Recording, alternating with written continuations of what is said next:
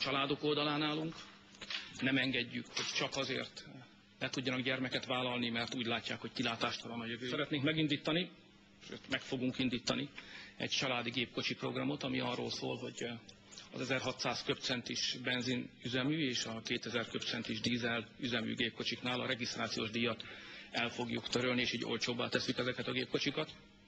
És az autópályamatricáknál is, az éves autópályamatricákat az előbb említett két kategóriában a felére fogjuk majd csökkenteni. Én bízok abban, hogy vissza tudjuk adni a magyar nemzet életerejét. Én biztatom a fiatalokat is, hogy gondolkodjanak családban, keressék a társukat, alapítsanak közösen családot, vállaljanak gyermeket. Családban élni nehéz, időnként talán nehezebb, mint egyedül, de higgyék el, hogy megéri.